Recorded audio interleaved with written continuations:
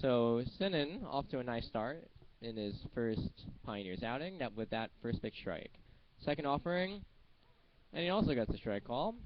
Looks to be a little bit of a wide zone by the home plate umpire, and if you're the pitcher, you're just going to take advantage of that as much as you can.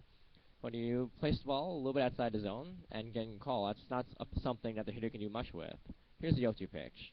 That one a little bit too far away, so 3 straight fastballs by Sinan to begin the game. That one out of zone, it's a 1-2 count. Sinan has his signs, and he's ready to go. That one's popped up. Can the third baseman Hilton get it? And yes, he can. We're speaking of his defense, and there's a nice diving play to make the first out of the game on that pop-up in foul territory. So Sinan, so far, so good. Is able to kind of elevate that pitch a little bit. And the hitter Wilkes got under it and hit the weak pop-up to third base. So now here is Tommy Wagner, the second baseman. Went 4 for 5 the last time you saw the Pioneers, so they're hoping to do much better than that this time around. That one, line drive, base hit, and Wagner is going to bother the Pioneers again, it looks like, as he has the first hit for the Newark Pilots. And now Sinan set to contend with the designated hitter, number 8, Sam Wiggins. Sinan, not a particularly tall guy at 6 foot and 190 pounds. That's a size, not bad size, but you always want to see a right-hander. He's a little bit taller than that. For lefties, you're willing to give up a little more height. But as a shorter right-hander, Sinan has a little work to do. And there's a quick pickoff, though. Wagner does get it back in safely. So for Sinan, has to be a little bit of nerves here as he makes his first start for the new team. But he pitched very well at Old Dominion. I hope just to keep this up. And that one is a little bit up and a little bit away, and it is a 1-0 count to Sam Wiggins. And Sinan set for the 1-0, but first there was another pickup throw to first base, and Wagner is back in time. As a right-handed pitcher, a little bit tougher to have a good pickoff move. You don't have quite as much stuff to do with your leg. And their fastball swung on and missed. Nice job looking that pitch away. Had a little bit of movement towards the away from that right-handed hitter, Sam Wiggins, and Wiggins swung right through it. And here is the 1-1 offering from Simpson, but nope, another pickoff play, and that one was quite close. Sinan showing Wagner quite a bit of attention, and Wagner is a speedy runner, so might be warranted, but you always want to have the pitcher have his focus on the batter.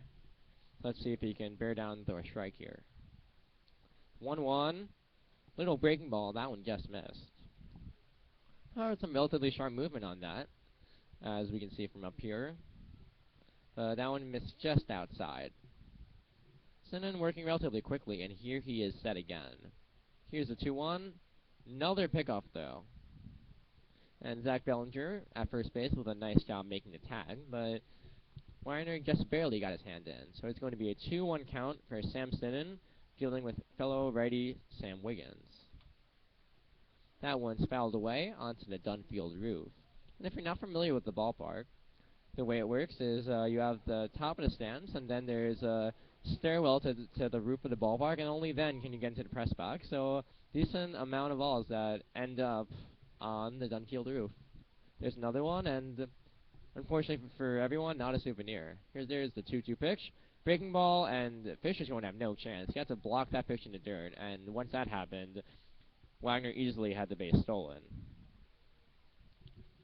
So Sinan now, not quite an exam, but starting to get there.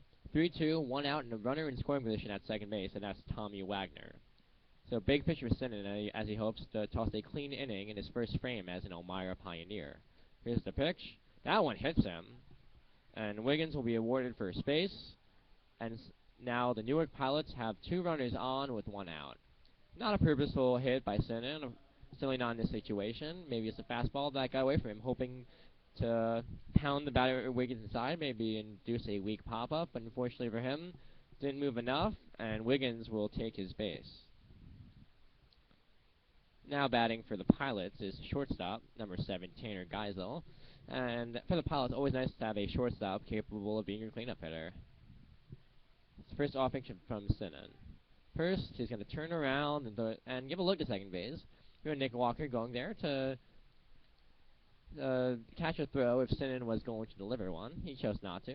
No point risking it with the runner already back. Here's the first pitch, and that one's just a little bit up, and Sinan behind 1-0 in the count. Sinan, once again, the freshman right-hander out of Old Dominion, and he's looking for the opportunity to really pitch a little longer in the games. He was almost exclusively a reliever at Old Dominion. That one, fastball moving away, and it catches the outside corner. 1-1 count from Sinan dealing with the shortstop, Tanner Geisel. And if there's one benefit of the hit-by-pitch, that is that it set up the double play, and you see the Pioneers that double played up. It makes a little bit of a bigger hole on the right side. But that's the trade-off you have as you hope to make it easier to turn two. And Sinan steps off as the runners retreat back to their bases. Sinan looks set, and batter Tanner Geisel now set as well. And here's going to be the 1-1 offering. And it is looped in the right field. Can Kalusian get it? Yes, he can. A diving catch. The runner's going to go to third, and he's going to be safe. Kalusian with an excellent arm, but that's going to be a difficult play as he just made a spectacular play with the dive. He's got to get up and deliver a strike to third in order to have any chance at that. Didn't quite work out, but another great play by Chris Kalusian. He's a player who defensively can really do a lot, both with his legs and his arm. Very quick. We've seen him on the base pass as well, and he really moves well. Nice job covering ground there to make that catch. Definitely a very good catch, but he made that one look a little bit easier than it could have been, especially for other right fielders. Right fielder is not really known for covering a lot of ground, really known for that arm strength. Kalusian certainly has that. Already has a couple of outfield assists. That fastball misses from Sinan, and it's a 1-0 count. Kalusian with a rocket arm in right field, and that's not something you would think about as really a speed-oriented player.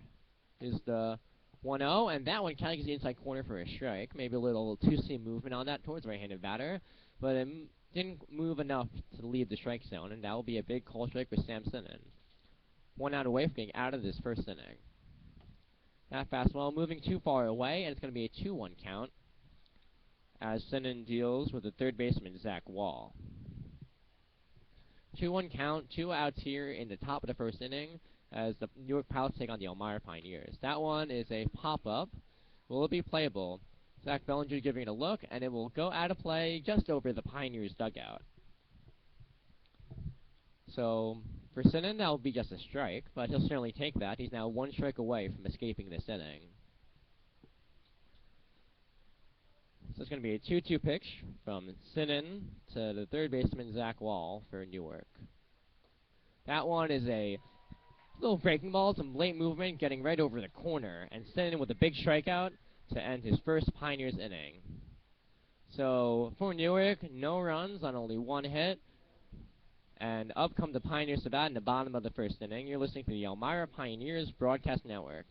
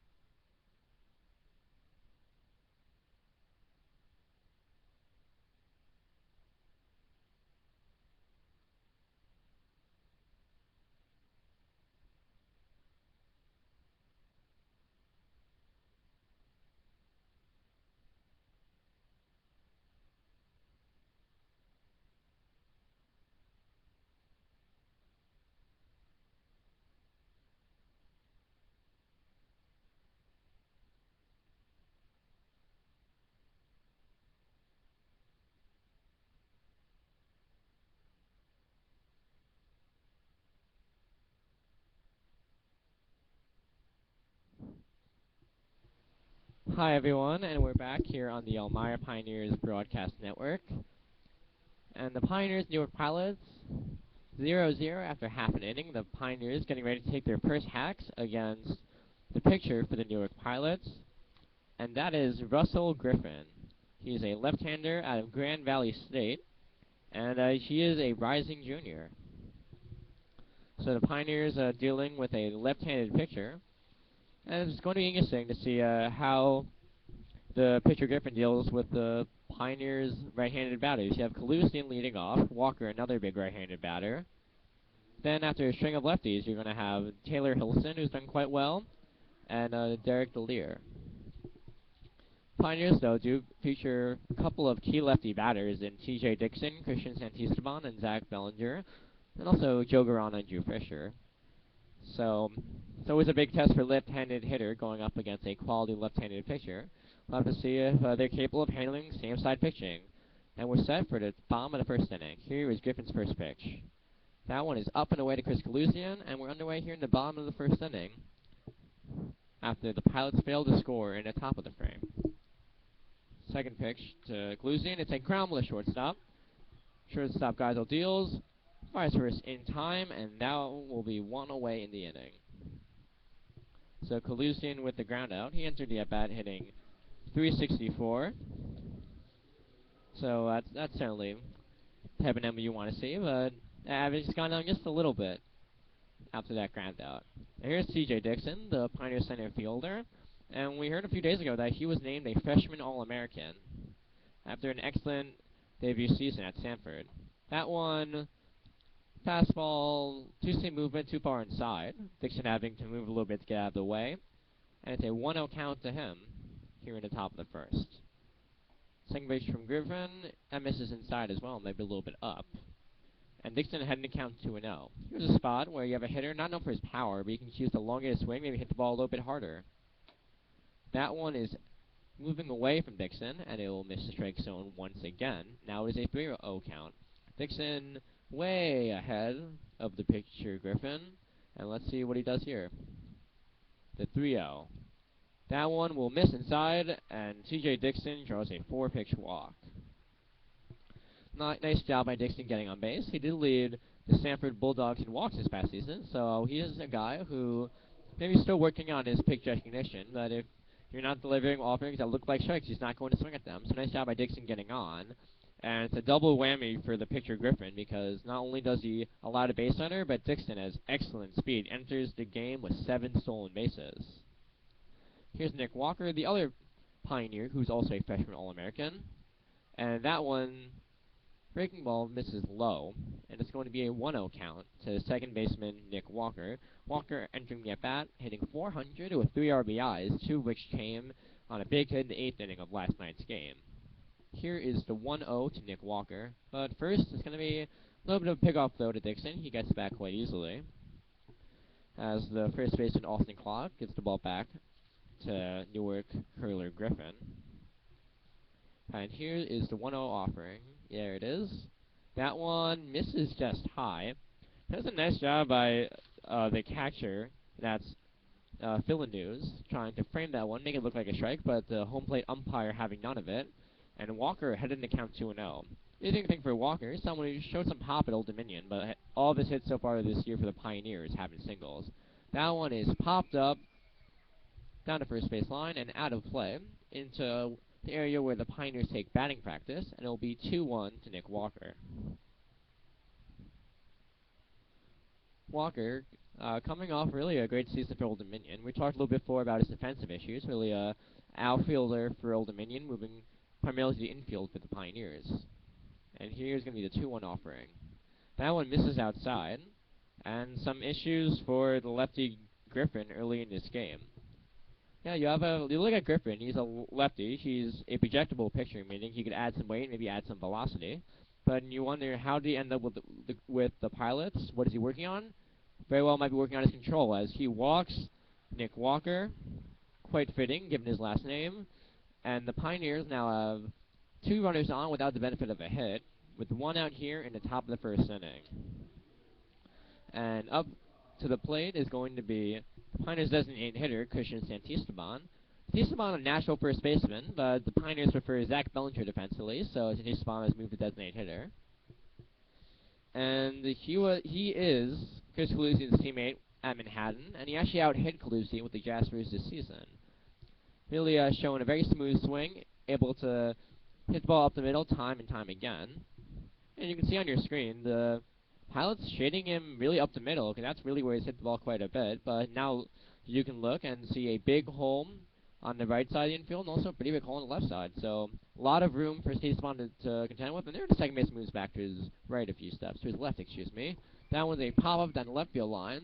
And that one will go out of play, the third baseman wall giving it a look, but unable to get it. So Santisteban down in the count 0-1. He entered the game hitting .381 with no homers and a Pioneers leading 4 RBIs. Unlike some of the other guys on his team, he is not a stolen base threat. Here's the 0-1 Santisteban from the pitcher Griffin. That one, breaking ball missed low. He's gotten some sharp break on that pitch, but Santisteban recognizing it well and taking it low. For a pitcher with a breaking ball, you really have two different things you're trying to do. One, you're trying to spot it for strikes. The other thing is maybe bearing it in the zone and forcing some swings and misses. There's a nice fastball from the pitcher Griffin. And it's going to be a 1-2 count. Really fooled him with that lefty-on-lefty action away from Santisteban on that fastball. So here's the 1-2 count. That one, another breaking ball misses low. And it seems like the pitcher, Russell Griffin, has decided he's going to try to attack Santisteban with that breaking ball. Laid off of it twice, and let's see if he goes back with his fastball here. Should seem a little bit harder after the slower breaking pitch. Here's the offering. Is a fastball, but that one just moved a little bit too far down. It's going to be a 3-2 count as Santisteban deals with the left-handed pitcher for Newark, Russell Griffin. 3-2, 1 out. Pioneers with 2 runners on here in the bottom of the first inning in a scoreless game. That one just got a piece to Christian Santisteban, and the count remains 3-2. That was a nice pitch, borderline offering from Griffin. Could have been a ball 4, or could have been called strike 3. So Santisteban not taking any chances, and he fouls it away. And here is the 3-2 to Christian Santisteban, the second 3-2 pitch. Swung on a miss, went right after him with the fastball, and Santisteban unable to get it. So a big strikeout for Russell Griffin, and now played allowing to 2 walks. He's 1 out away from tossing a shutout inning. And here is Elmira native Zach Bellinger. Bellinger got a hit in his first at-bat as a Pioneer, but he just won for his last 12 since. But manager Matt Burke shows some confidence in him. He's batting him 5th in his lineup behind the big top 4. That was a nice breaking ball and a first pitch strike for Griffin. Bellinger attends the College of St. Rose, and that's where the Albany Dutchmen play, and who the Pioneers lost to last night. That one, a ground ball, and Walker waits for it, and it gets by him, and the throw gets away. So quite a lot of things happening there. It was first a ground ball to second base. It was right at Nick Walker. Walker waited to make sure the ball went by. And then after the distraction of just waiting for that ball, maybe Tommy Wagner got a little distracted. All of a sudden he was running out of time. He got to the ball, threw to first, and he threw wildly. And it looked like Bellinger might be safe anyway. We'll give him a hit and an error on that. And the error allowing a run to score and the runners to move up to second and third. So Bellinger now at second base, and you're going to have Nick Walker all the way to third. That one is fouled away by Joe Garana. So that's a big play for the Pioneers. They've had some plays like that go against them in the early goings of the season. But at that time, the misplay by second baseman Wagner after that little waiting routine by Nick Walker at first base. That one swung on a miss by Joe Garana, and he's down in the count 0-2. Garana, known as a smooth-feeling outfielder, he's stuck in left field with the speedy Dixon in center and Calusian in right. And he got his first hit as a Pioneer yesterday. Here's the 0-2 to Joe Garana. And he fouls it away, and the count remains 0-2. Newark starter Russell Griffin allowing a run in his first start as a member of the Pilots. And down in the game, 1-0. Here's the pitch to Garana, and it is a fly ball to center field. And it is going to be playable for Comrade Zimendorf, who makes the catch, and that'll mark the end of the inning. But the Pioneers get a run on 1 hit, 2 walks, and that big error by second baseman Tommy Wagner And at the end of one inning of play, it is the Elmira Pioneers 1 and Newark Pilots 0 here on the Elmira Pioneers Broadcasting Network. See you in a minute.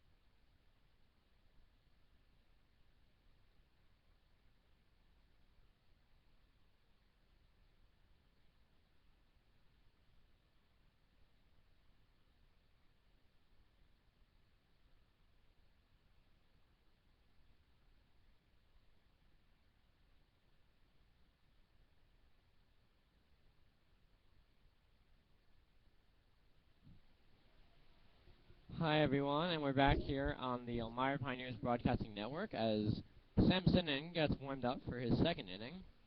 G. Fisher delivering the strike down to Nick Walker at second base, and this little practice session for the Pioneers between innings. And Sinnen did allow a hit and also hit a batter in his first Pioneers inning, but he's able to escape the frame unscathed. And leading off for the Newark Pilots will be the catcher number 17, Chris Follinews. And here's the first pitch. Swung and a missed. Nice fastball by the right-hander Sam Sinnen, and blows it right by him for strike one. That's the way you want to begin the inning. Pioneers giving him a run the last frame, and Sinnen is hoping to keep the Pioneers lead.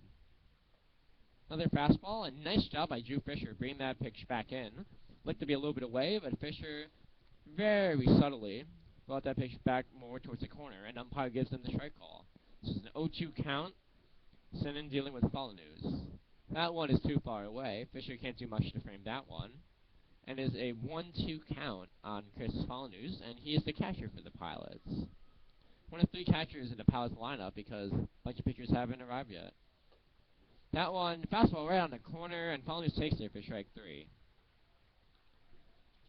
Nice job by Sinnen, just attacking him with the fastball and getting a bunch of pitches right on the corner to put him away. If you're the batter Follinews, you're looking something maybe more towards you, something that you can drive. When a pitcher just delivers a cheer of pitcher's pitches like Sam Sinnen did, not much you can do. Here's Boyer, and that pitch misses outside, and it's 1-0. Boyer, one of those three catchers in the lineup, he's playing right field today. That one misses outside, it's 2-0. So for the Pilots, their starting catcher is Chris Follinews, but two other players listed as catchers, Sam Wiggins and Boyer at the plate, are both in the lineup as well. That one fouled away by Boyer, and a count is 2-1. Sam Wiggins playing DH, kind of what you would expect for a catcher not playing his natural position, while Boyer, I guess they trust him to move well enough to play right field.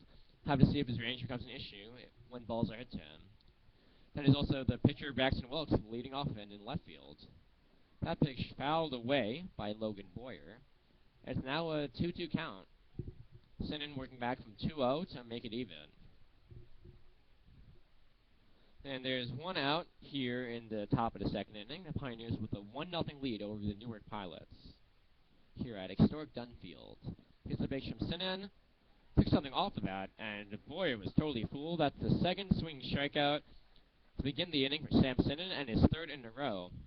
So much for not being an overpowering pitcher so far. Not necessarily with a high-octane fastball like it hit the mid-90s, but he's shown a fastball, he's shown a few breaking balls that could break, and that was an excellent changeup right there. Nice job changing speeds, made it look like a fastball out of the hands. That pitch is a strike to the left-hand hitting Austin Clark to begin his at-bat. Clark, the rare first baseman batting eighth, certainly looks like a baseball player in the batter's box. Here's the pitch, misses outside. Clark does not fit your usual profile of your number 8 hitter. He is a big guy at 6'4", 230 pounds, and a lefty swing first baseman. Here's the pitch.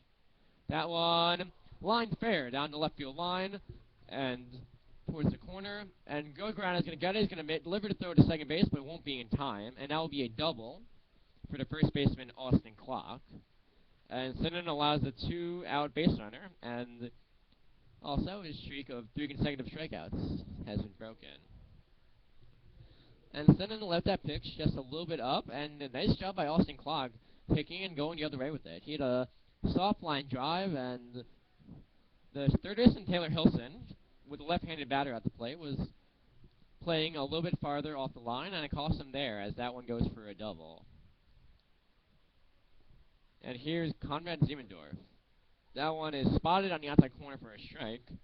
This job by Sinan, starting that pitch off the plate and having it go right back on the outside corner for the called strike. This is going to be an 0-1 offering to Conrad Ziemendorf. Here is the pitch. That one, check swing, and he fouls it off, and that might have hit Fisher. The umpire will walk the ball out to the pitcher Sinan to just give Fisher a minute. That's the type of thing that happens as a catcher. You do everything you can to block the baseball, but sometimes the batter might foul tip it, and it just hits right off of you. So Fisher will walk on the backstop, and looks like he's going to be okay. He'll get right back behind the plate. Sinan ahead in the count 0-2, and Fisher, if he and Sinan can get it on the same page for one more good pitch, then the Pioneers will be out of the top of the second inning, holding a 1-0 lead. Here's the 0-2 from the right-hander Sinan to the left-hand hitting center fielder Conrad Ziemendorf. Here's the pitch. Fastball misses up, and there'll be a 1-2 count. And that pitch, certainly not the perfect offering. The perfect offering induces a swing and miss from Ziemendorf, but that's a pitch that can do something for you. Sinan really working down the zone quite a bit. Now that pitch is going to be something different for Ziemendorf after offering up. That one swung on a miss. Fisher can't field it, but he gets it, and then he throws the first pitch out. And that will mark the end of the top of the second inning. So after 1.5, it's your Elmira Pioneers 1 and the Newark Pilots 0. You're listening to the Elmira Pioneers Broadcast Network, and we'll be back in a second.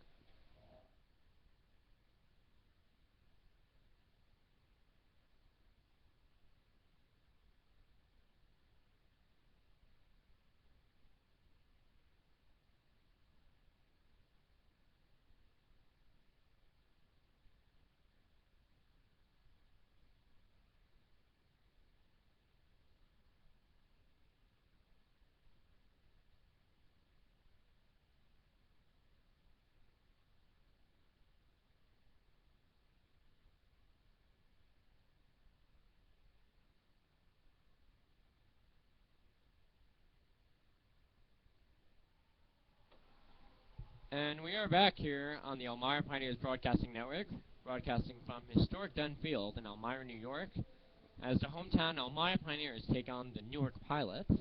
And if we have any listeners from New Jersey, that's Newark, New York, not Newark, New Jersey, about a 5-hour difference between those two cities. And lucky for the Pioneers, since they have a tough enough road schedule, with only one team in the league less than a 2-hour drive away from them. And taking his warm-up pitches for the Pilots is lefty Russell Griffin. And the Pioneers were able to put something together against him in the bottom of the first inning, and they got some help from Griffin himself. Griffin with walks to T.J. Dixon and Nick Walker. And then it was Zach Bellinger with the ground ball, where Walker had to hold up for a second to make sure the ball didn't hit him, and then that kind of threw up the timing for second baseman Tommy Wagner, who threw the ball past first baseman Austin Clark, allowing Dixon to come around to score. So the Pioneers lead 1-0 on that run as we begin the top of the second inning. And here is Taylor Hilson. Excuse me. That is Hilson at the plate, and he bunts at that one and misses.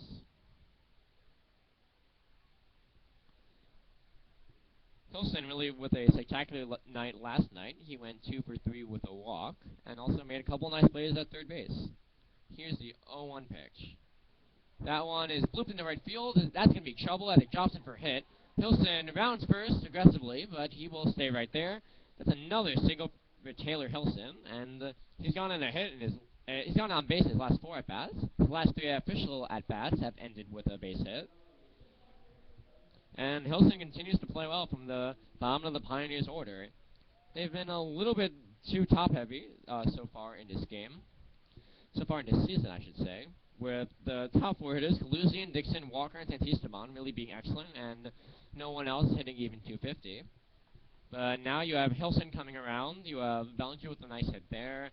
Garana had a hit yesterday, so you hope that this Pioneers team is starting to come together at the plate with all 9 hitters contributing. Here's the pitch. And that one misses inside. The thing about a baseball team is that some hitters are going to go into slumps, and you want to have other hitters that can make up for that. So maybe these top 4 hitters are going to be your best most of the time, but when you can get your lower down hitters to contribute as well, that's certainly a big asset for you. As Stu Fisher lays down a nice sacrifice bunt, and Nelson ventured a little bit too far off second base, but is able to slide back in safely. So that is a successful sacrifice bunt for Drew Fisher. So the Pioneers will have a runner on second base with 1 out. That will bring up the shortstop batting 9th, Derek DeLear.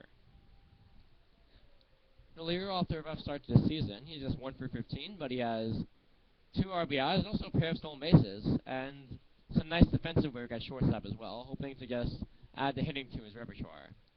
That's a breaking ball, missing low, and DeLear quickly ahead in the count 1-0.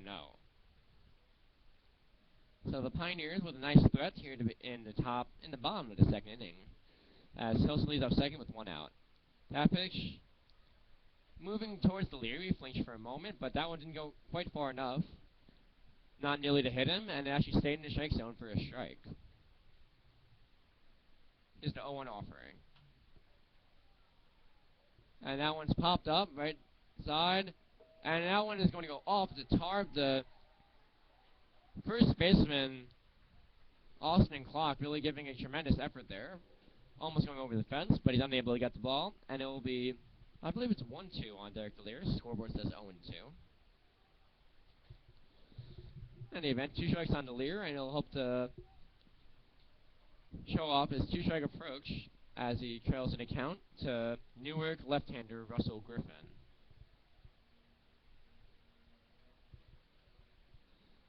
And here is going to be the 0-2 offering to Derek DeLear, the shortstop out of Florida International University. Check swing. Did he go? No, he did not, and the board has a 1-2 count on DeLear. So nice job by DeLear, seeing that breaking ball at the last second and making sure that he didn't go on it. So, yeah, there it is. Now it's 2-2, like I thought it would be. Runner goes. League gets down, and Hilson has nowhere to go, but the ball gets away, so Hilson will move to third base. That's going to be an error on the catcher, allowing Taylor Hilson to go to third base. He was a dead duck. Just ventured a little bit too far off third base. Maybe he was about to steal and thought better of it. But in any event, the Pioneers now have a runner on third base, and big opportunity for Derek DeLear, as he has a chance to score a run with just a fly ball to the outfield. Piles infield a little bit in. Though they might try to play it home, and that's a ground ball up the middle. That'll be a base hit for Derek DeLear. And that plays the second run for the Elmira Pioneers. They lead 2-0 on the RBI single by the 9th hitter, Derek DeLear. Nice job by DeLear, just doing not too much with that pitch. Really just taking exactly where it was pitched, hitting a ground ball past the pitcher, and it goes through into center for a big RBI for the Pioneers. They've had some leads get away from them in recent days, but this time, 2-0 lead. You have the pitcher sitting, looking strong off the mound, and great start to the game for the Pioneers. Here's Chris Kalusian. That's, as DeLear goes, Kalusian fouls it off to the right side, now to play. Kalusian entering the game, hitting .364, and already here in the top of the second inning, he's batting for the second time. That's always nice to see. It makes you know that your offense is doing pretty well.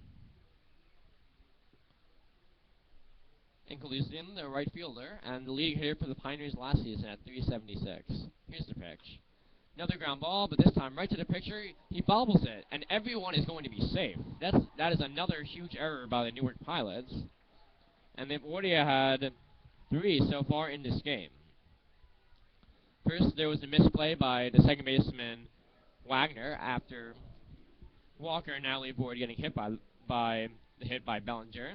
Then it was the error by the catcher Follow News on Hilson's stolen base attempt that really wasn't going so well. And there's a third error, that time by the pitcher Griffin, doing himself no favors. And that one is going to hit T.J. Dixon.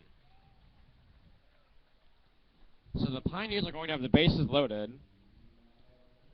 And how about the way that they've gone it? So DeLear did have a nice solid single, but losing a double play ground ball back to the pitcher that simply couldn't field it. It was going to be a double play, or at least the Pilots would have gotten the lead runner at second base. Instead, he misplays it, so the runner's on first and second.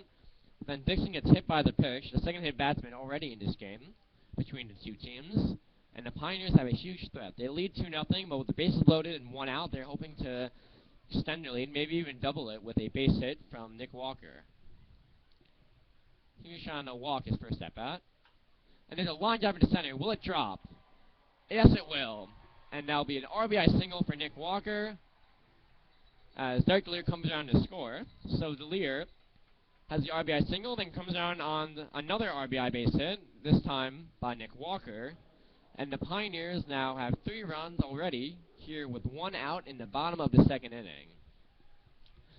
What a different story for the Pioneers in this game after the last couple of contests. So, 2 games ago, Bryson Hope did deliver an excellent outing. They were up 4-1 before the bullpen came apart. But right now, really, all cylinders clicking, both on offense and defense. And there's Santisteban with a swing and miss. Extended the zone a little bit, and behind the count 0-1 because of that.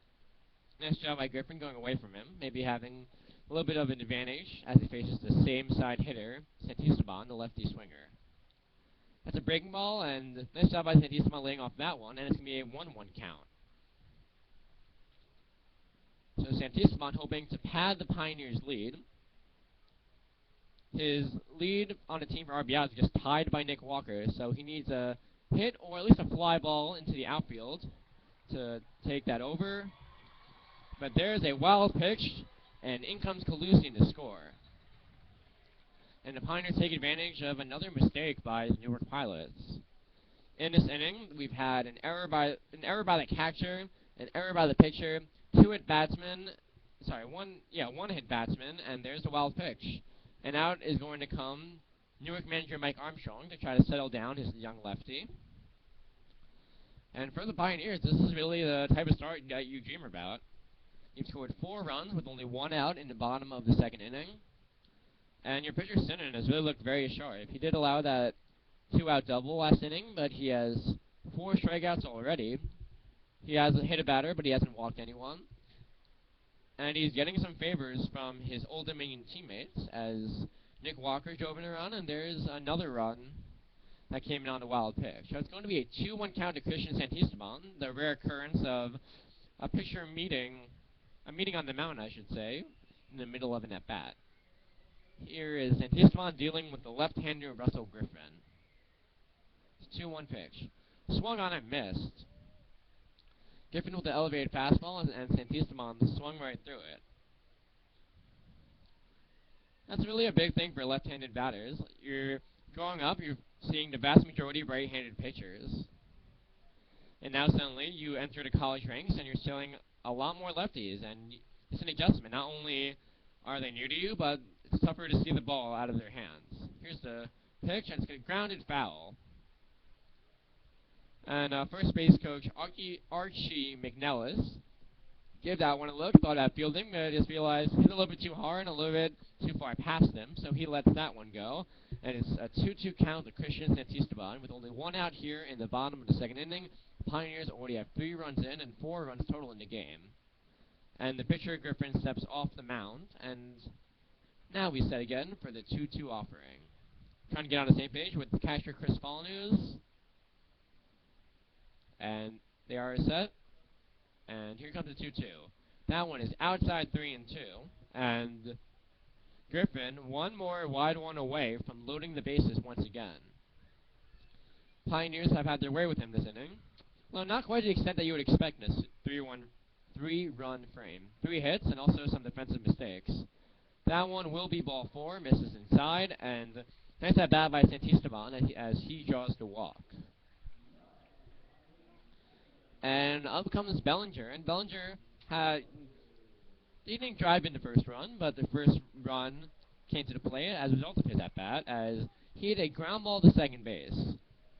Nick Walker was literally right where the ground ball was going. He waited for it to pass before continuing on, and that frazzled the second baseman Tommy Wagner for Newark. There's a line drive up the middle, and there's a cleaner base hit for Zach Bellinger. One run scores. Here comes the second run, and it looks like it will score as well. And the Pioneers suddenly breaking out. They now have a 6-0 lead. What a way to start the game for the Pioneers against the lefty Russell Griffin. And the Newark Pilots frustrated early on. Last time the two teams played, the Pilots handed the Pioneers a 12-3 drubbing, and this time the Pioneers are poised to really make the opposite true. They're ahead in the game 6-0. Still only one out in the second inning, and it looks like that will be it for the lefty, Russell Griffin. Allowed to see who comes in for the Newark Pilots when we come back. In any event, there's one out here in the bottom of the second inning, and we'll take a break as the Elmira Pioneers lead 6-0 on the Elmira Pioneers Broadcasting Network.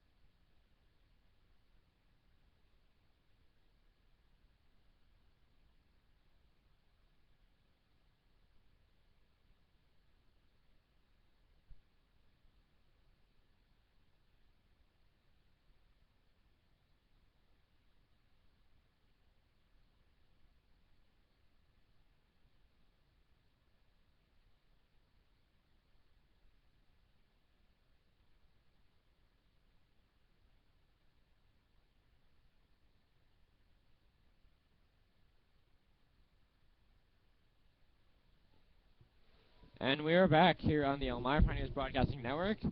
As a new pitcher for the Newark Pilots is the right-hander Spencer Thomas.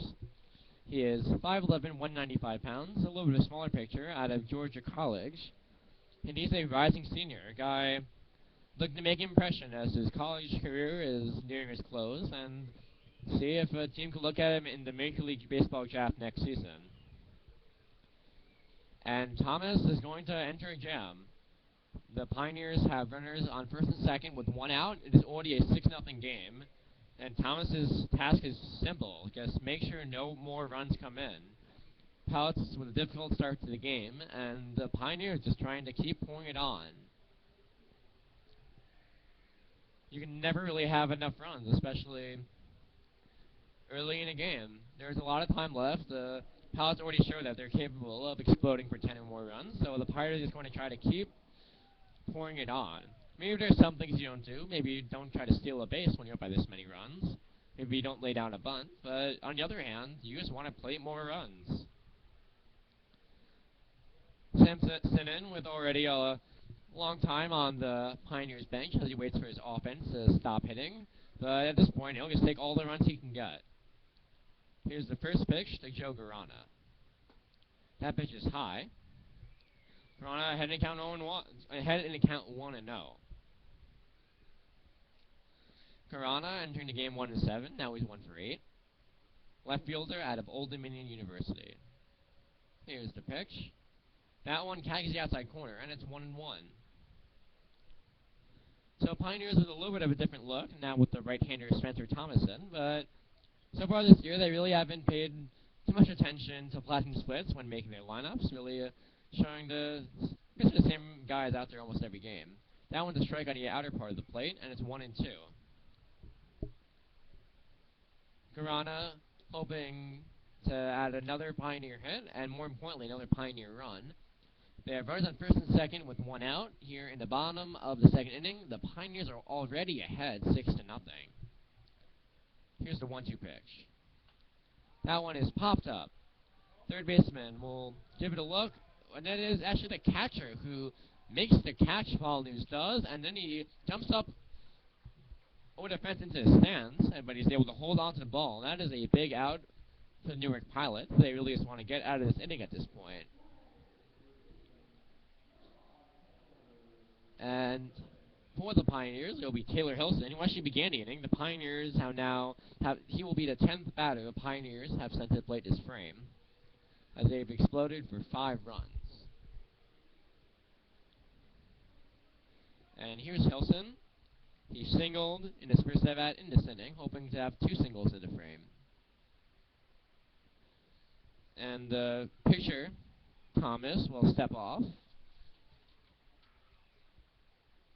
And now he's ready again. He just gave the runner on second base a quick look. And here's the pitch. That one is a fly ball to center field. That should end the inning. Will it drop? No, it will not. It's caught by the center fielder, Conrad Siemendorf, and after a long inning, which they got 5 runs, the Elmira Pioneers have finally been retired in the bottom of the second frame. After 2, it is 6-0 Pioneers on the Elmira Pioneers Broadcasting Network. We'll be back in a minute.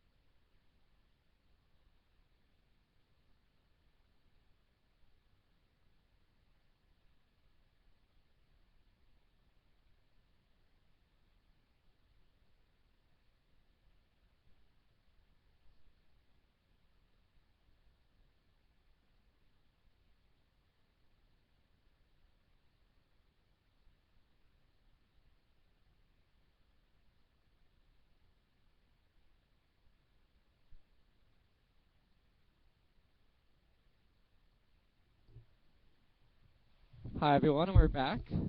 As the first pitch from Samson into Braxton Wilkes is going to be a strike.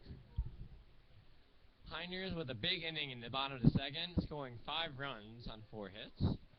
And Samson back on the mound, and there's a line drive over the head of shortstop Derek Lear and into left center field for a base hit. Center fielder Tia Dixon brings it back in. And that'll be a leadoff single for the left fielder and usual pitcher, Braxton Wilkes. Wilkes once again leading off and in left field despite being listed as a pitcher on the Pilots roster. Pilots still waiting for quite a few guys to arrive from their respective college teams. Here's the first pitch. Send in to second baseman Wagner, and there's a strike. Wagner with a single in the first inning. He got as far as third base, but Sinan able to strand him there. Here's the 0-1. Swung and a miss. Nice breaking ball by Sam Sinan, and it's 0-2. Sinan already with 4 strikeouts in the game without walking a batter, although he has hit 1. And his last 4 outs have been by the strikeout. Fastball, and it's taken by Wagner for strike 3. Beautiful pitch by Sam Sinan, and he gets the backwards K, his 5th strikeout of the game. And upcoming for the Newark Pilots is designated hitter Sam Wiggins, the usual catcher. And Sinan, you almost have to wonder, is he a little bit out of sorts after such a long inning by his offense?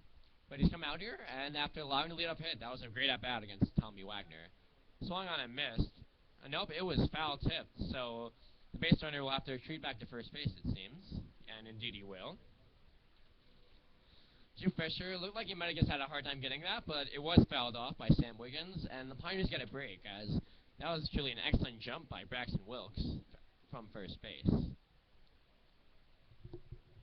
Sinan with quite a few throws to first base in the first inning when Tommy Wagner was aboard, but he's mostly stayed focused on a hitter, hasn't thrown over yet, to check on Wilkes. Here's the 0-1 to Sam Wiggins. Breaking ball misses low, and great job by Drew Fisher to capture, keeping that one in front of him, making sure that Wilkes stayed at first base. We saw last inning the Pioneers scoring a big run on a wild pitch.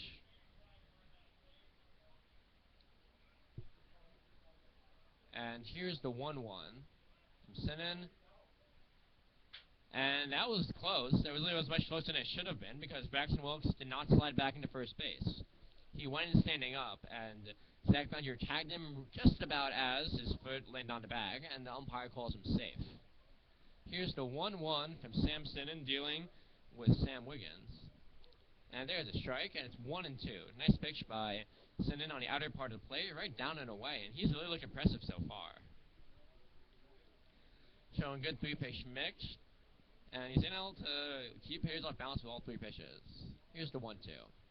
Runner goes, strike three, and can he get the strike throw him out the whole play? No, he cannot. Drew Fisher's throw just late, but that will be a strikeout for Sam Sinan. And already, he has 6 strikeouts in this game. What a job by Sinan. He's really missing bats. We talked about entering the game, how this season with Old Dominion, he only had 14 strikeouts against 13 walks, but this game, he has a perfect 6-0 strikeout-to-walk ratio. Doing a great job attacking hitters and trying to force that weak contact, but when hitters are taking his pitches, they're taking them for strikes.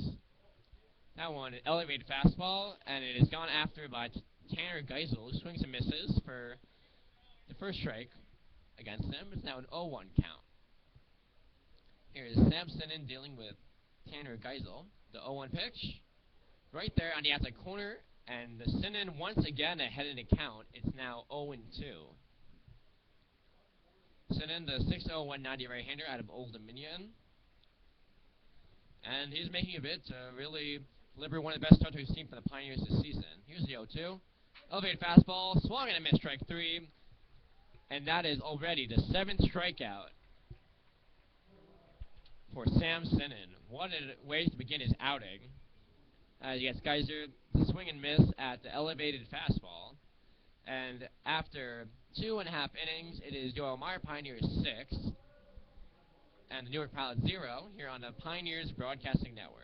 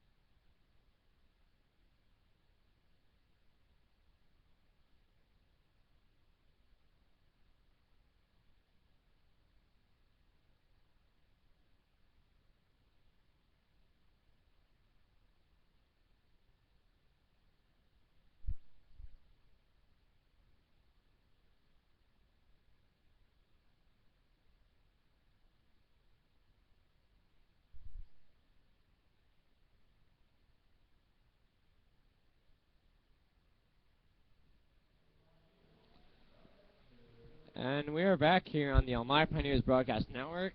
And if you're just tuning in, you really missed a great start to this ball game. The Pioneers with a 6-0 lead as we begin the bottom of the 3rd inning. And the Pioneers scoring 5 runs last inning on 4 hits. Really doing an excellent job against the pitcher Russell Griffin, who is already out of the game, replaced by righty Spencer Thomas, who remains on the mound for Pilots, and that one is fouled away by Derek Fisher. And he's quickly behind in the count, 0-2. Fisher, the catcher out of University of South Carolina upstate, and here's the pitch. Misses outside, nice take by Fisher. He entered the game 2 for his first 9. He hasn't started since the second game of the season for the Pioneers, so they hope to mix and match their 3 catchers, Fisher, Colin McGee, and Taylor Jordan. That one is outside. Now it is now 2-2.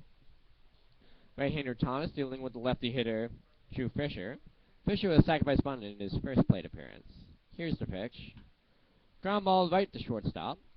And guys will field, throw to first, and wasn't quite the trajectory he wanted, but it gets the job done, as there is the first out of the inning.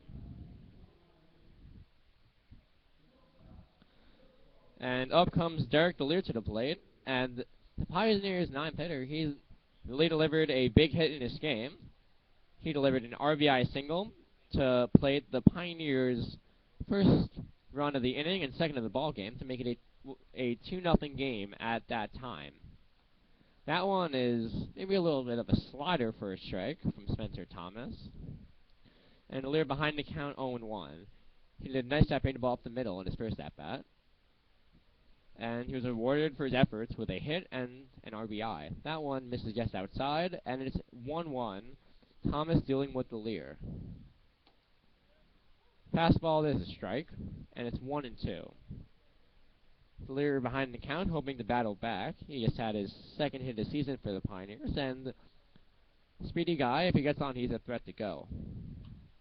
And that one is fouled away down the first base side, and the count remains 1-2. Thomas, the right-hander out of Georgia College, come a long way to be here. He's from Loganville, Georgia, originally. And here's the 1-2 pitch. That one is just high. DeLear laying off of it, and count will continue because of that. Thomas trying to put him away on the fastball up. Fastball, it's a hard grounder at third base, but we fielded by the third baseman Wall, who throws to the first baseman for the out. That'll be 2 away in the inning. After a big second frame, the Pioneers have gone down quietly to begin this inning. There are now 2 outs and nobody on. As we head back to the top of the lineup, Chris Kalusian batting for the 3rd time in the 3rd inning. How about that? Tells you how good the Pioneers' offense has been. Kalusian, the Pioneers' returnee out of Manhattan College, coming off a good season with the Jaspers, and there's a strike. Kalusian really showing off a lot of things over the past few games for the Pioneers, showing off his power, has the only Pioneers home run. That time he swings and misses, maybe something taken off of that from the pitcher Thomas, and now it's an 0-2 count. Kalusian with the power, the strong arm in right field, and also the excellent speed. Here's the 0-2 pitch. Taken away, and the count is 1-2. His last at bat, Kalusian reached on the error by the pitcher, and that was a big error, as a could-have-been double play was not turned, and instead everyone was safe, eventually leading to 4 more Pioneers runs in the inning. So errors do not get much more costlier than that. Here's a 2-2 to Kalusian. Line drive, base hit to center field, and with Kalusian with another hit. That's his first hit of the ball game, but was one of the league leaders in hits entering a couple games ago, and now trying to fly up the leaderboard once again. Him and Dixon, really a dynamic beginning of the order for the Pioneers, having nice ability to get the bat on the ball, put the ball in play, with great results so far. Dixon entering the game hitting .478, and Yodi is right there after a walk and a hit by pitch, but his on-base percentage has gone up. There goes Kalusian. That's a ground ball to third base, and throw will be in time from third baseman Zach Wall, and that will mark the end of the inning. For the Pioneers, they got the 2-out hit from Kalusian, but that'll be all. And at the end of 3 complete, it'll be the Elmira Pioneers 6 and the Newark Pilots 0 here on the Elmira Pioneers Broadcast Network.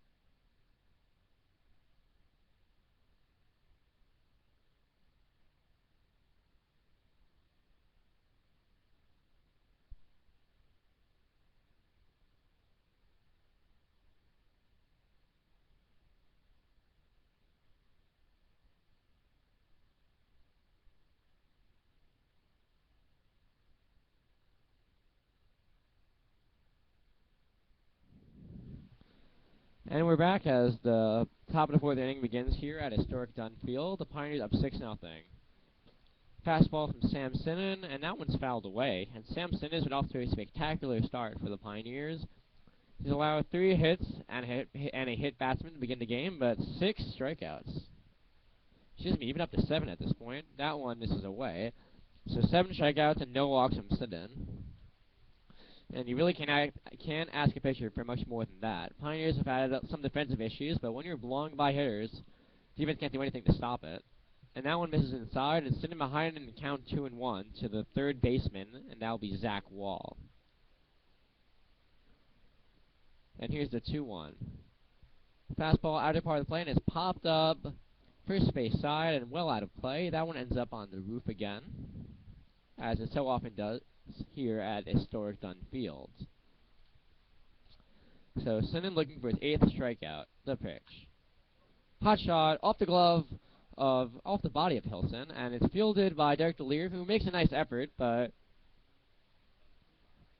the batter Wall will be safe, and they're going to rule that an infield hit, as they should. That was a really hard hit ball, and Hilson, a very good defensive third baseman, just couldn't quite come up with that one, and Zach Wall will reach.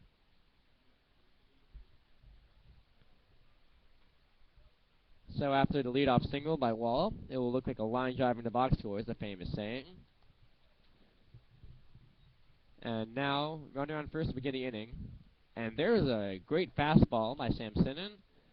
Not particularly hard, but just in the right place. He got the hitter, Chris Falanews, to extend his zone. And there's strike 1. Took something off of that. Maybe got a little downward bite on a changeup. And Falanews quickly down to count 0-2. Sinnen has not gotten every batter out, but his last... really, every single out since there was 2 outs in the first inning has come by a strikeout. A streak of 7 in a row. And he's ahead in count 1-2 on Falanews, looking to make it 8. Here's the pitch. Fastball too far away. Got some movement on that, but couldn't quite make it advertising enough for the hitter Falanews, and it's a 2-2 count. Sinnen set, and he deals once again. Fastball fouled, well out of play, ended right by the batting cage for the Pioneers. Luckily, no one taking their hacks there right now, so no danger of anybody getting hit. Here's the 2-2 from Sinnen. Breaking ball, and a nice job by Chris Falanews laying off that pitch. And nasty breaking pitch from Sinnen has gotten 2 swings and misses. 4 of his strikeouts have been swinging, and his breaking ball has really been the reason for a couple of those. Here's a 3-2, fouled away. Sinnen playing it safe on a 3-2 pitch, throwing a strike on the outer part of the plate, and Falanews able to foul it off and keep this at-bat going.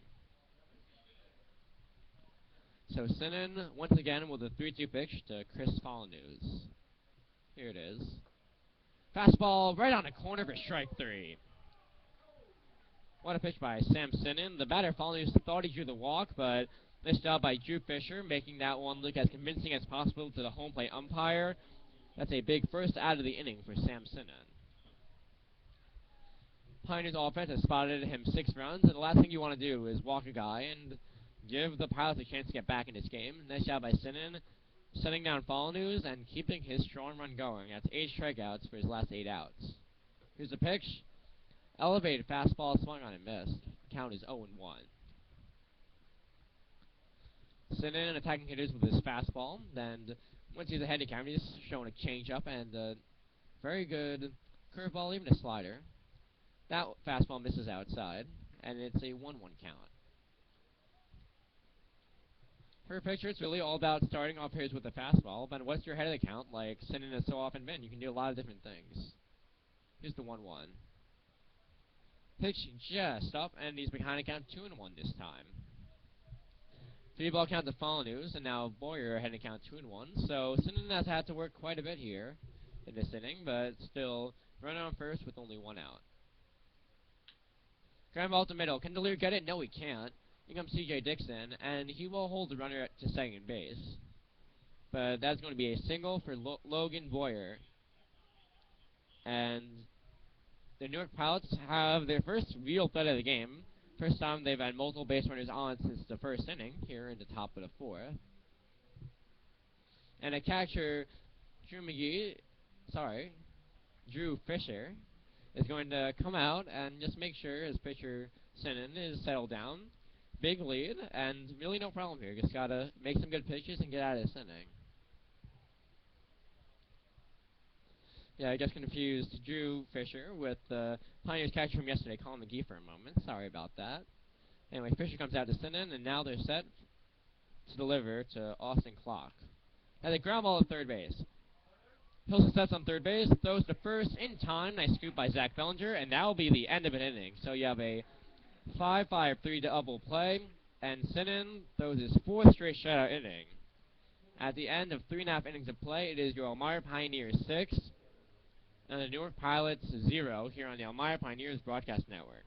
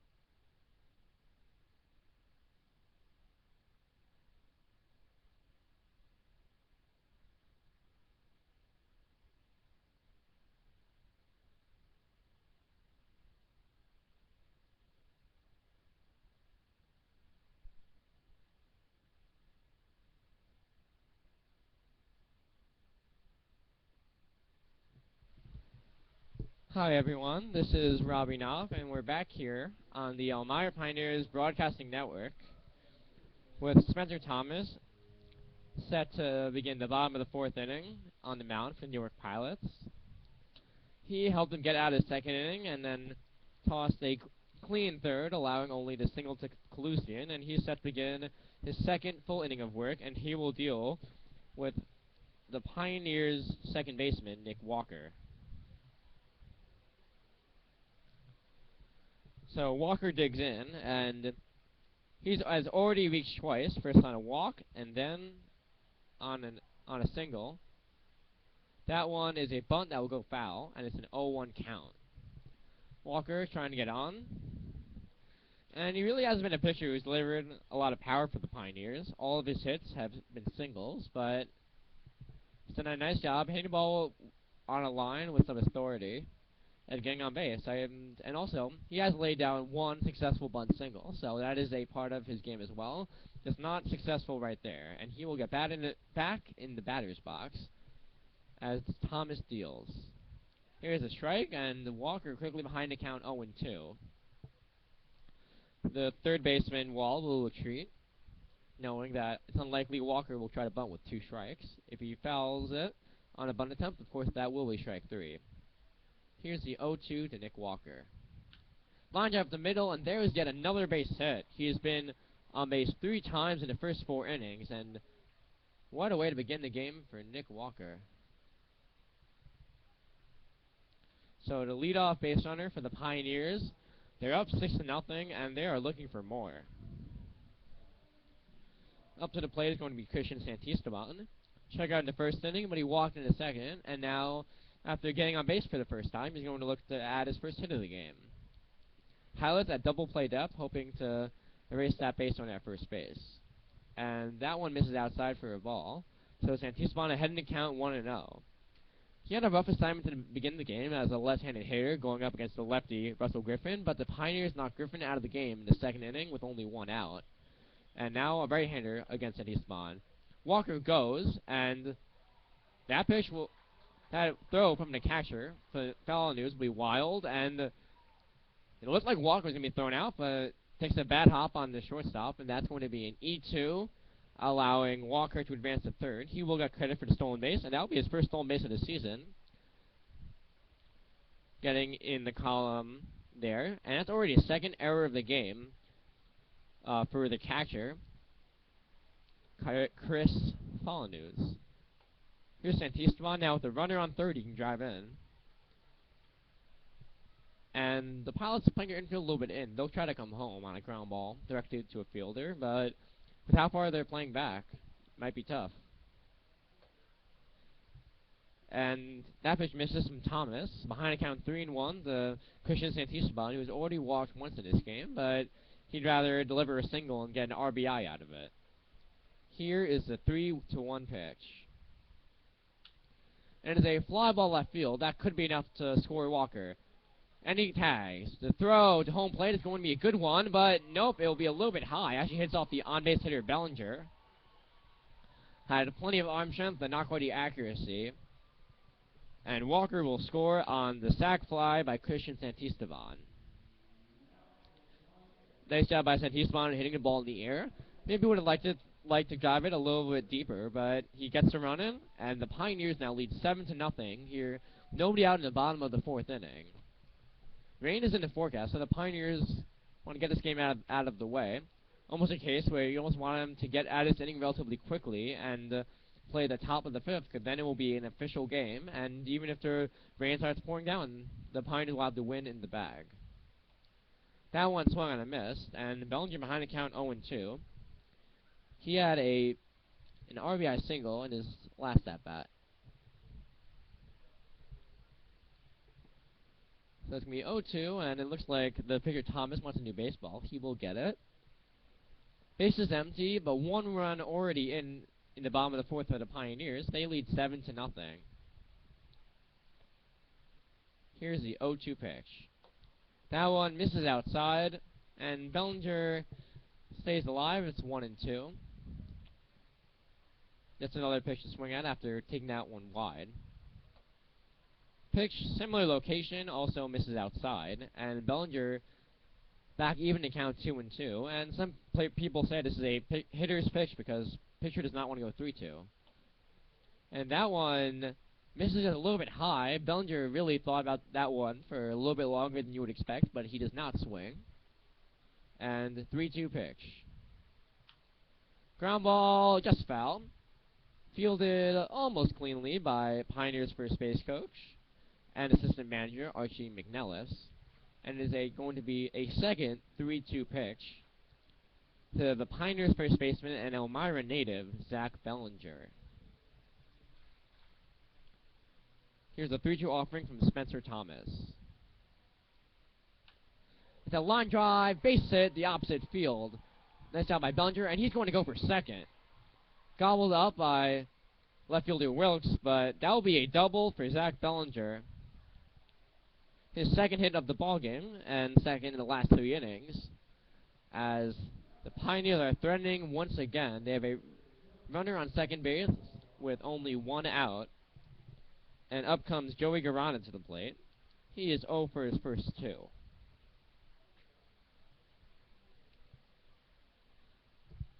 Garana hoping to follow in the footsteps of Nick Walker, who has 2 hits and a walk so far in this contest. His ultimate teammate, he lays down a bunt. That one goes foul. We actually saw a bunt like that stay fair in Mohawk Valley. It really depends on how you're going to cut your grass a lot of times. If you cut it the right way, that ball might stay fair, but in that case, just cast a little bit of an angle, just hits right off of it and goes foul. So Garana with a bunt attempt doesn't work out, and he's behind the count 0-1. And Pioneers still bunting ahead 7-0. Here's 0-1. That's a strike, and after the failed bunt attempt, Garana behind the count 0-2. Then again, the same thing happened to his old Dominion teammate Walker, and Walker wound up with a single, so Garana hoping to do the same. And here's the 0-2 offering from Spencer Thomas to Joey Garana. First, a look back to second base to check on Zach Bellinger. Bellinger, the first baseman, not really an enormous bet to steal, but he'll take the occasional bag if you don't pay him enough attention. Here's the pitch. And nope. Steps off again. Nice job by Bellinger. He has attracting the pitcher's attention, and that can get your hitter a better pitch to hit. Certainly worth all the complaining by the fans. That one is a hard ground ball, but right to second baseman Tommy Wagner. Throws the first for the second out. Bellinger moves to third base as Garana grounds out 4-3.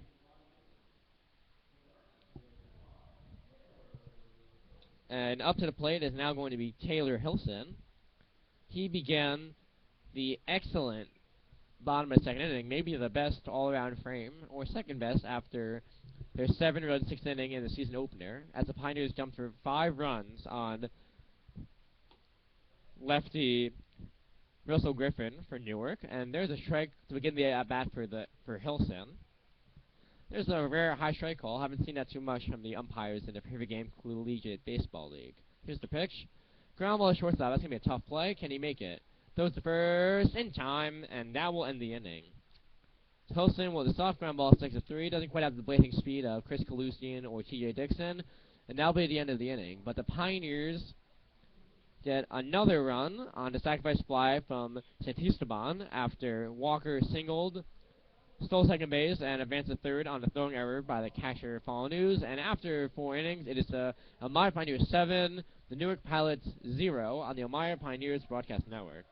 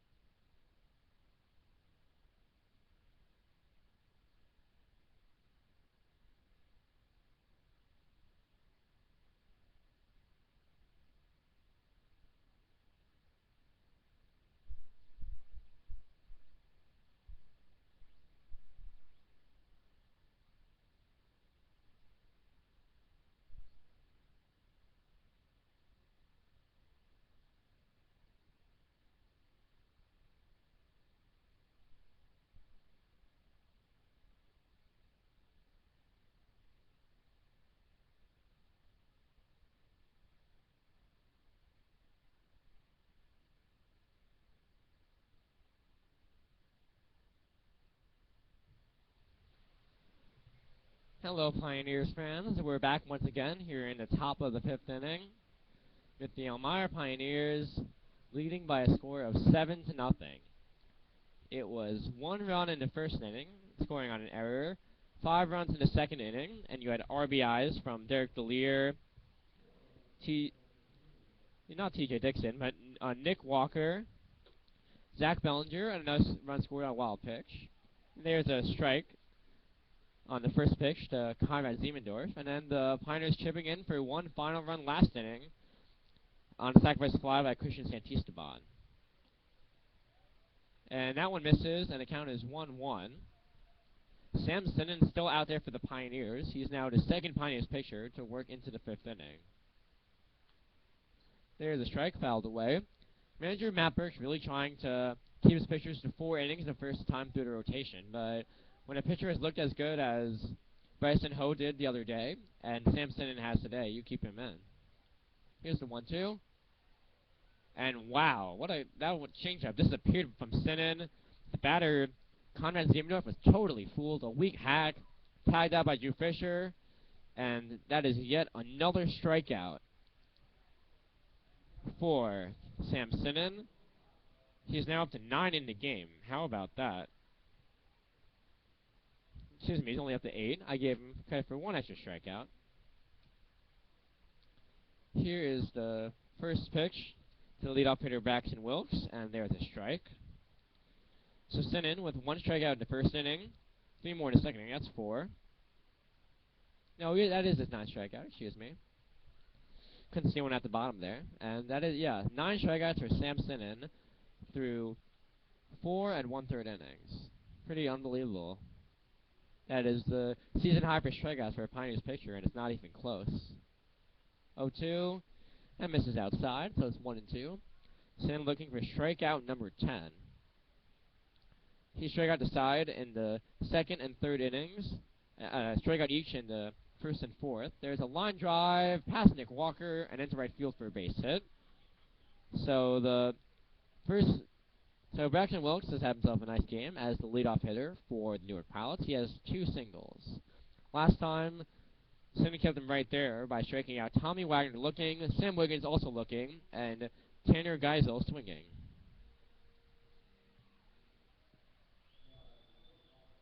And Sinan, after he got a double play from Austin Clark to end the 4th inning, he ended his streak of 8 strikeouts via the strikeout, but begins this inning with another strikeout, and can only take a strikeout here or a double play. Get out of this inning a little bit more quickly. This is probably his last inning no matter what. And there's the pop-up on the first base line. Zach Bellinger is there. He makes the catch. And that'll be the second out of the inning. So it will be a foul pop fly to the first baseman. And 2 outs in the inning as Sinan hopes to complete 5 shutout frames. He has allowed 6 hits. He's also allowed a hit batsman. But 9 strikeouts without a walk. Really an impressive outing from Sam Sinan. You get guys coming here, and they haven't had quite the opportunity as a freshman. They're not sure what they can bring to the table, but Sinan's been awfully impressive. There's another pop fly. Caught by Bellinger once again, and that'll be the end of the inning. So 5 excellent innings by Sam Sinan. 9 strikeouts, no walks, working around 6 hits. And after 4.5 innings, is now an official game. The Elmira Pioneers lead 7-0 on the Elmira Pioneers Baseball Network.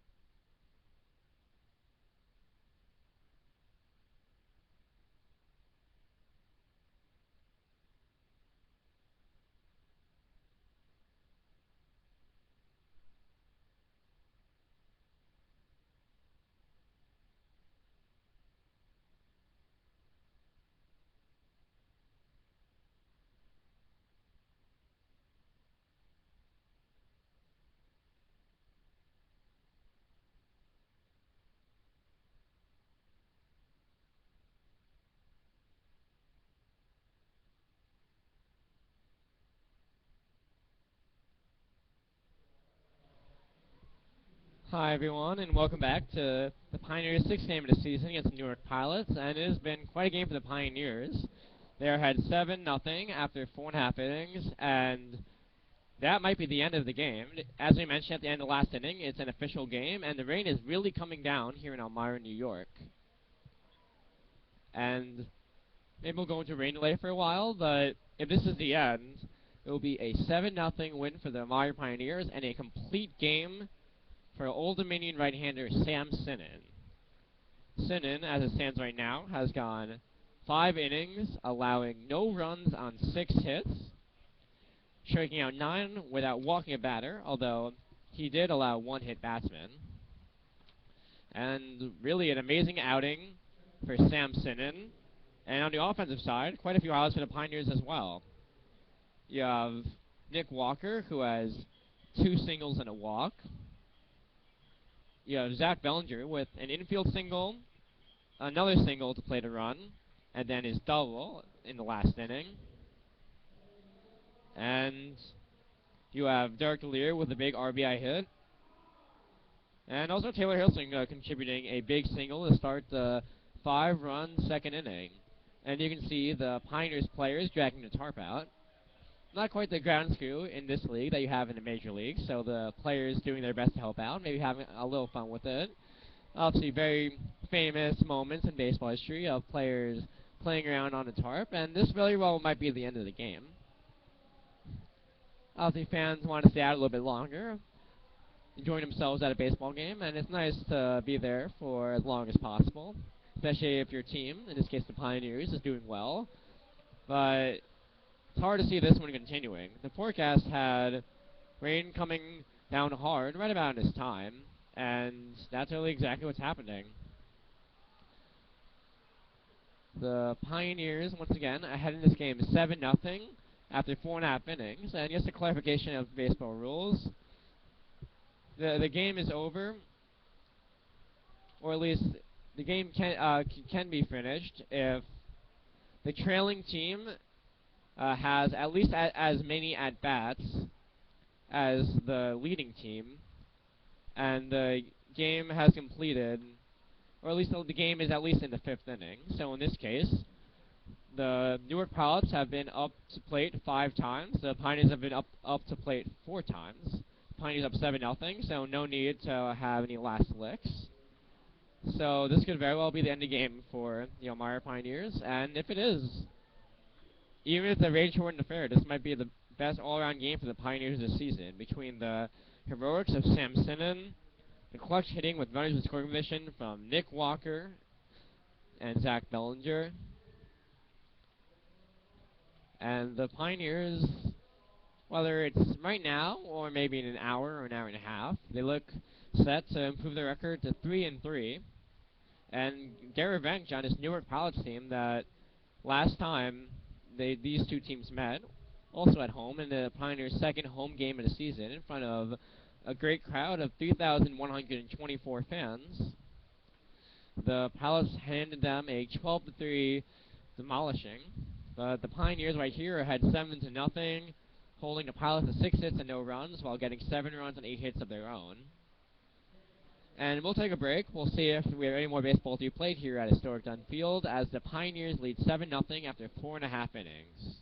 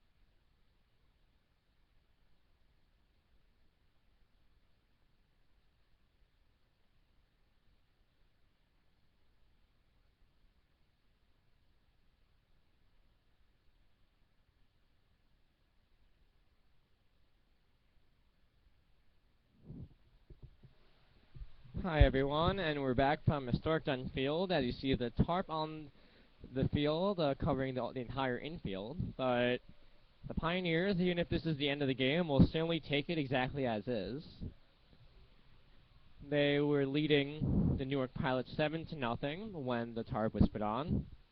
And the story of the game was right-hander Nick Sinnen, a batting sophomore out of Old Dominion, who went 5 innings, allowing no runs on 6 hits, striking out 9 without walking a single batter. And for Sinnen, it really was dynamic 3-pitch arsenal.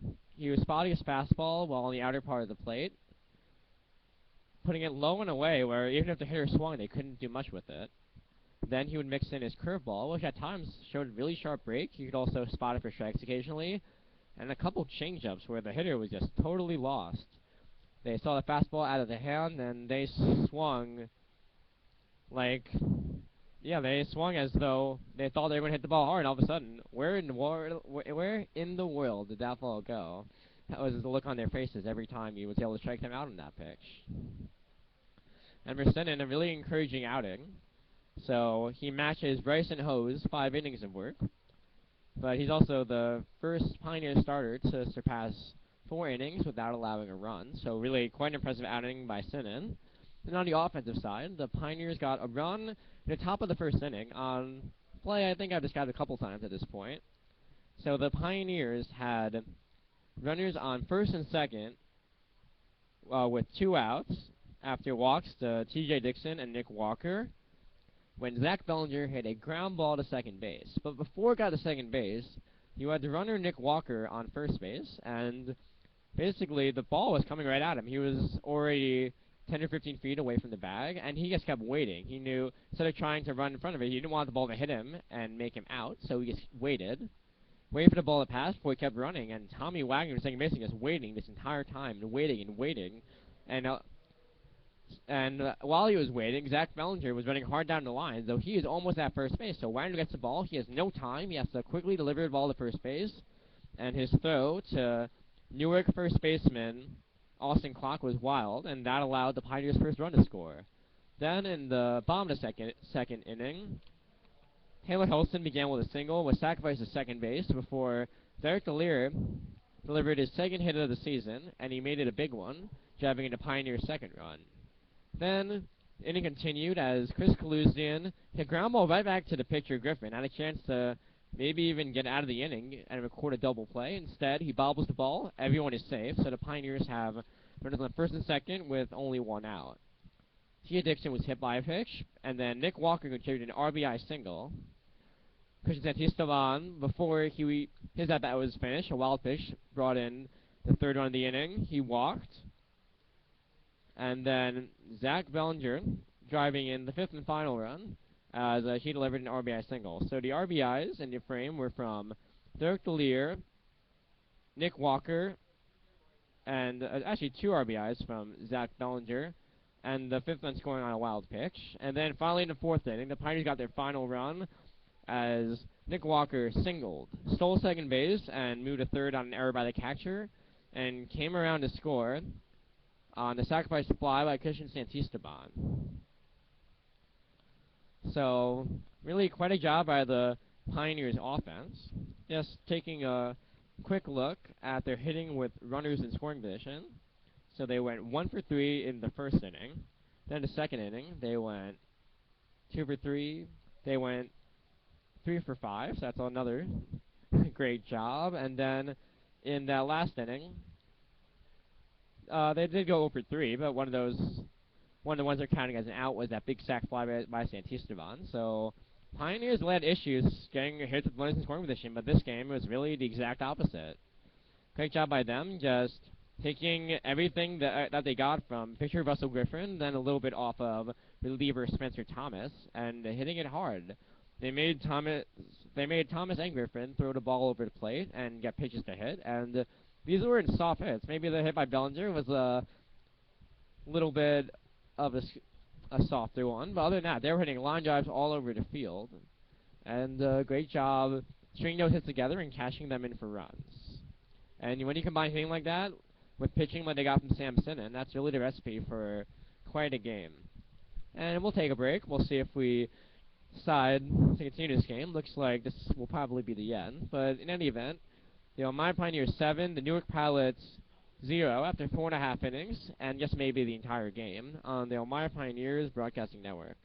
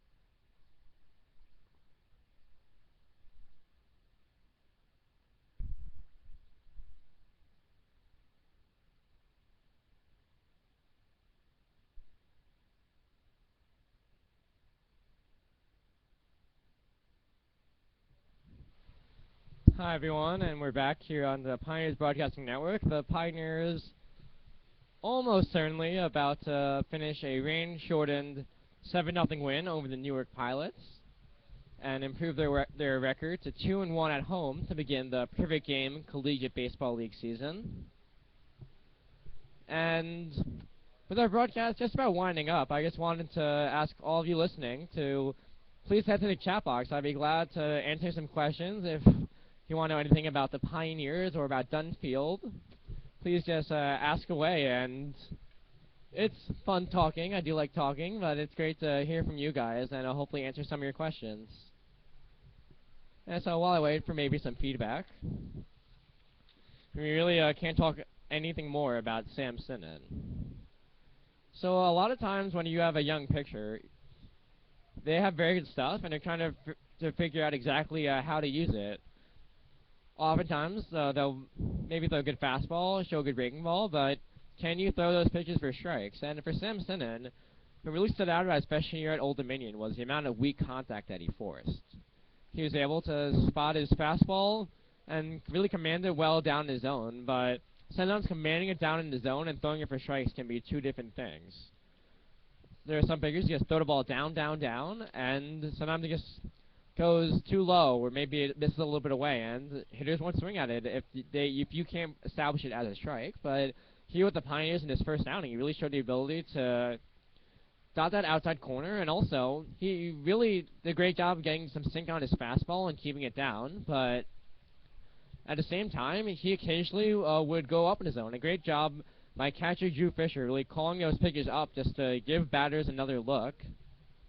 And certainly gave him a lot of problems. It set up his fastballs down, also set up his breaking ball. Looked like almost a spike curveball with 11-5 movement on the clock. If you need a little perspective, go look at a clock. And also, really a few excellent changeups. For his breaking ball, really got some sharp break on it. And mostly it was a chase pitch for him. He would throw it down and away, or occasionally he'd So make it look like it's be right down the middle and just have it go out of zone with his late breakdown. And Hitter's had a lot of trouble with it when he's able to just start it over the plate and have it, yeah, have its movement naturally take it away. And then in terms of changeup, really what you want as a pitcher, really make your changeup look exactly the same as your fastball. And really that's what Sinan did. It was very difficult to recognize at times, especially from up here in our Pioneers press box. And when it was at its best, it would just look exactly like a fastball, let's say 40 feet through, and then suddenly just have some devastating late movement, and hitters couldn't deal with it. Seemed like every time he threw it, either they swung and missed at it, or they took it for a called strike. So it really was a fabulous pitch for him. And a lot of college pitchers, they don't really have a changeup. Maybe they don't need it. Maybe they need to focus on developing their fastball and their breaking ball. But for Sinan, maybe as a guy who doesn't quite throw quite as hard, maybe he hit 90 or 91 miles per hour in that game. He was a guy who was forced to work more on his changeup, and he did an excellent job pitching off of it. And looking at the comments here, 5 innings will likely be enough. I mean, well, when I say 5 innings, it's like at the end of a baseball game. If the home team is leading, you don't need to have a top of the ninth inning. And that's really the exact same thing here. I'm sure Pioneers fans will love to see their hometown heroes go up to the plate one more time, maybe add on a couple more runs. But really, all you need is 4.5 innings when the home team is leading. And that's exactly what happened. I'm sure if the Pioneers were trailing, or if this was a tie game, the umpires might have been a little bit more lenient. Even with the rain coming down, they might say, let's just play this game. Let's see if the Pioneers can get a run, and if not, then we'll rain this out, or maybe they'll suspend it and try to continue it at a later date the next time Newark does come to town. The good news for Newark is that they're really not very far away, only 45 minutes away, so not too big of an issue for them to come back to Dunn Field if this game would need that. But Pioneers really got off to a great start with that 5-run second inning, and it looks like 4.5 innings will be all they need. So we'll take a break, and again, if you have any questions about the Pioneers Dunn Field or really anything about baseball, I'd love to answer them here on the Pioneers Broadcasting Network, and we'll be back in a few minutes as the Pioneers, let's say 99.9% chance that this game will finish after 4.5 innings, with the Pioneers being the Newark Pilots by a 7-0 score here on the Pioneers Broadcast Network.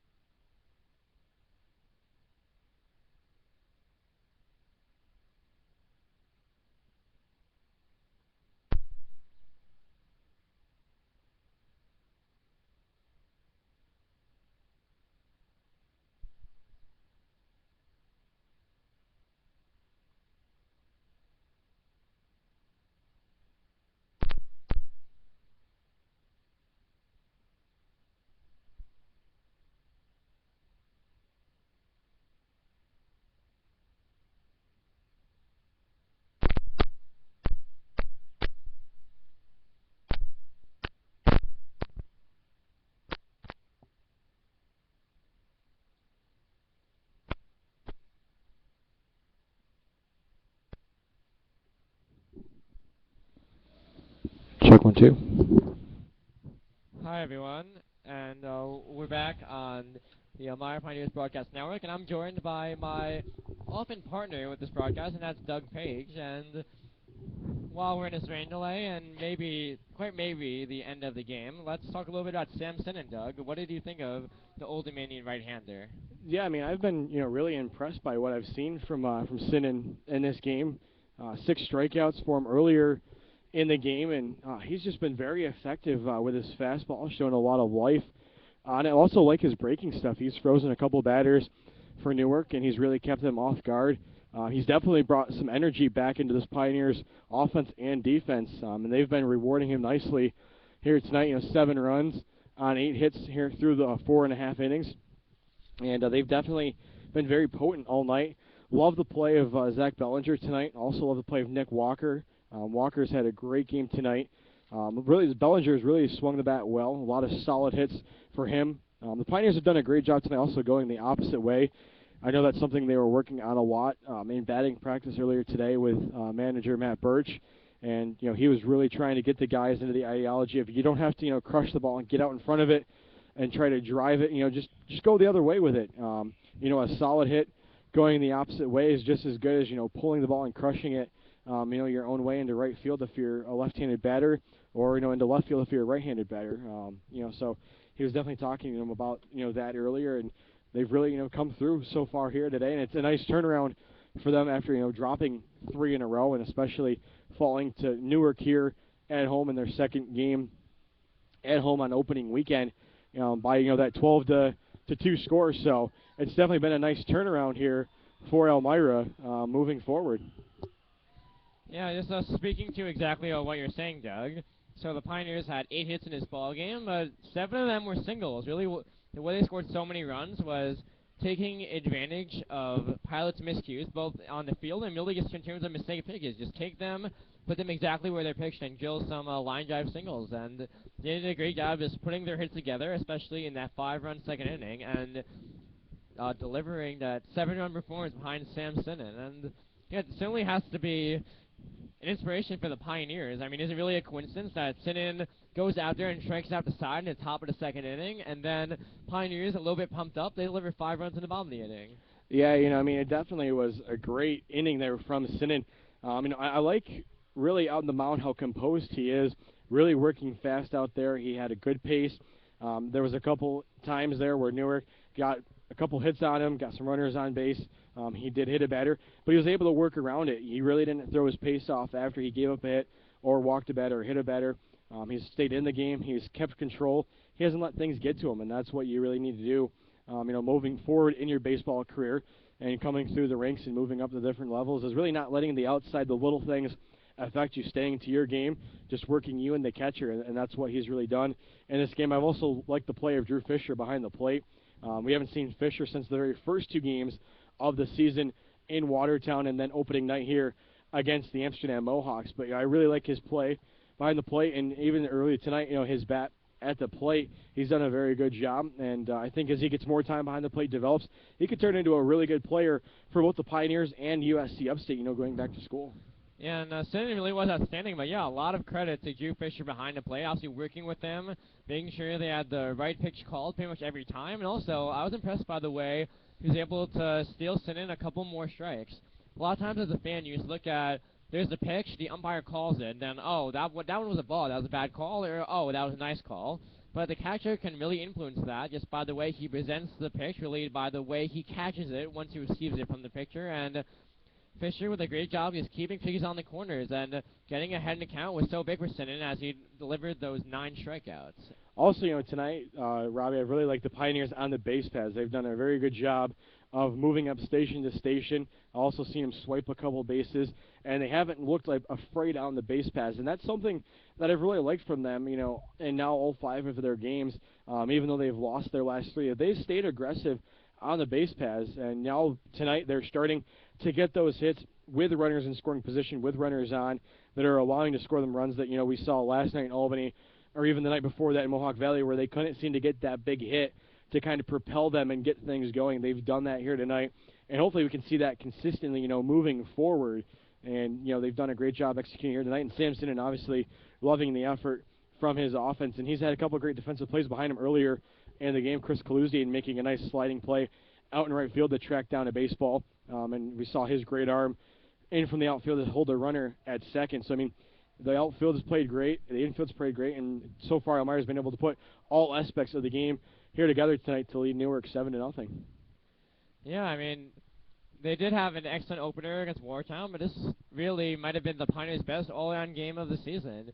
And this is something that they can really take back to the clubhouse and back to their houses and say, yeah, this is what we aim to do every single night.